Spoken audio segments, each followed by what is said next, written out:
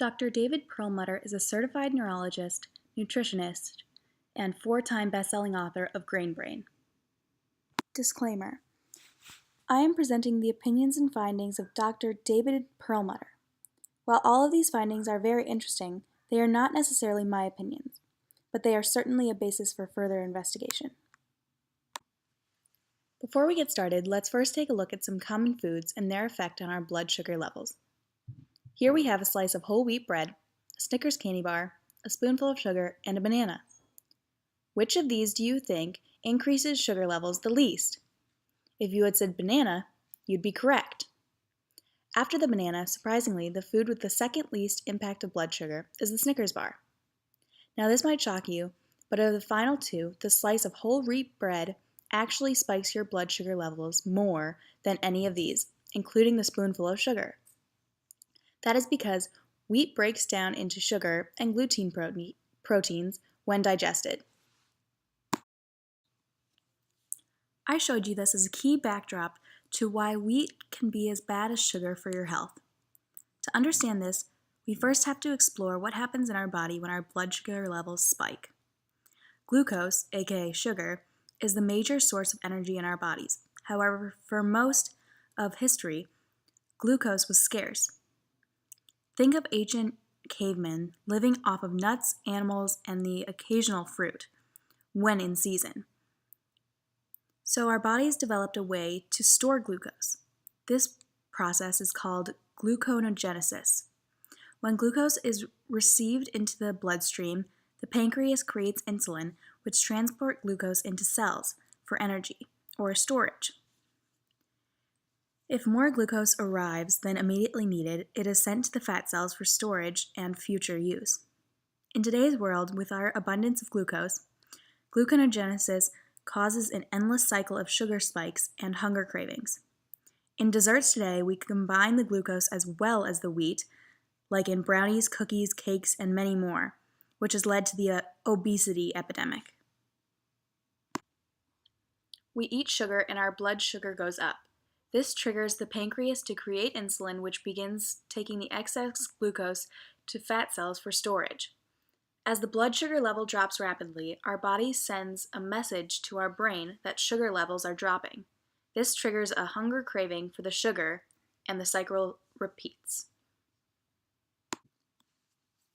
Another key component in wheat is gluten, often referred to as the sticky protein.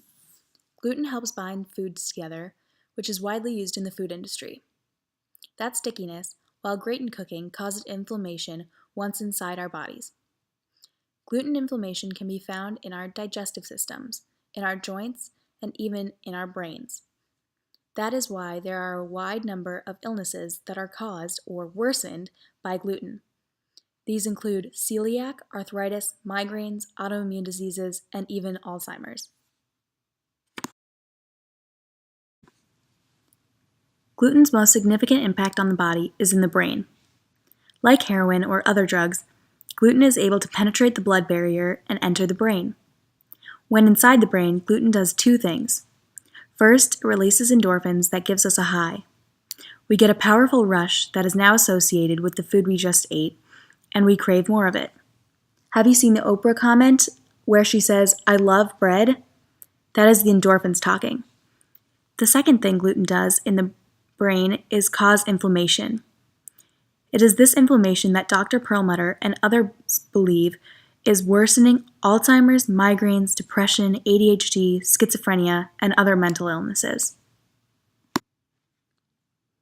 It has taken nearly 2,000 years to appreciate that a common dietary protein introduced into the human diet relatively late in evolutionary terms, some 10,000 years ago, can produce human disease not only of the gut, but also the skin and the nervous system.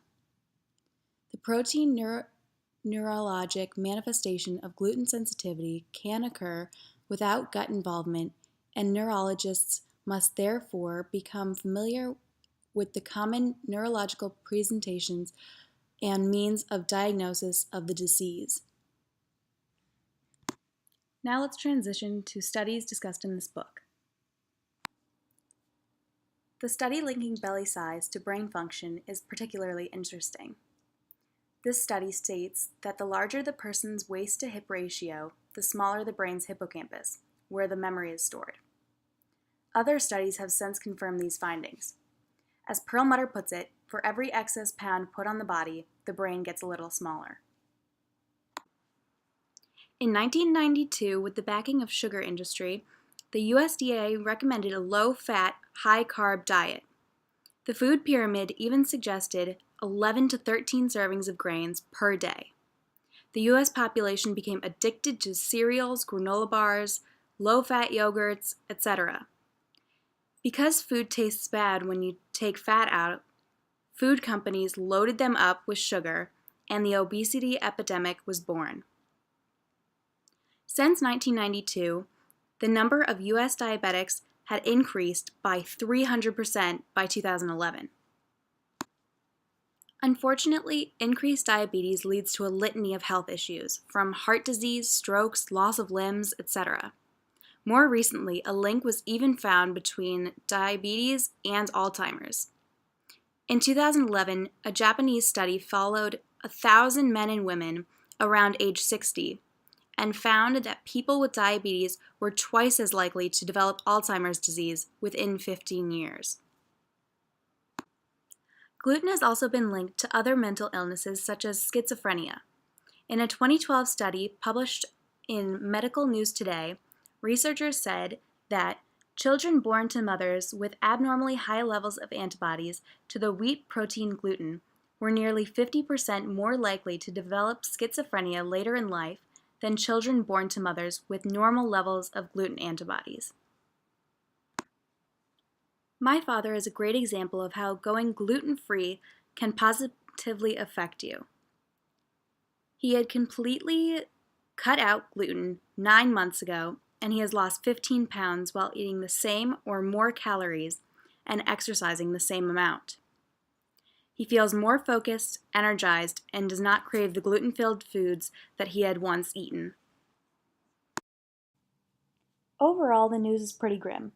Wheat breaks down into sugar, and when combined with added sugar, our foods are killing us. All this sugar has led to the obesity epidemic and a spike in type 2 diabetes. In addition to that, the gluten protein causes inflammation in our bodies and appears to worsen the illnesses listed here, including heart disease, ADHD, depression, diabetes, anxiety, schizophrenia, Alzheimer's, multiple sclerosis, Parkinson's disease, migraines, joint pain, irritable bowel syndrome, celiac, thyroid disease, Hashimoto's disease, Addison's disease, Graves' disease, and many more. But there is a light at the end of the tunnel. There are steps you can take to reverse this damage that has already been done. You can go gluten-free, reduce your sugar intake, restrict your calories, 2,000 a day for women and 2,500 a day for men, and exercise regularly.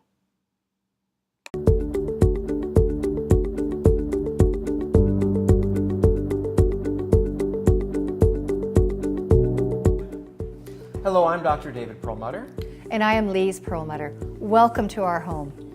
You know, the question we always get asked is, how do you do this? How do you live this grain-brain lifestyle? How do you cut the carbs? How do you get rid of gluten-containing foods? When you eat those carbs, when you give in, your blood sugar goes up, and then when it crashes, that sends a signal to your brain to start foraging, and you'll forage for whatever you have in your house.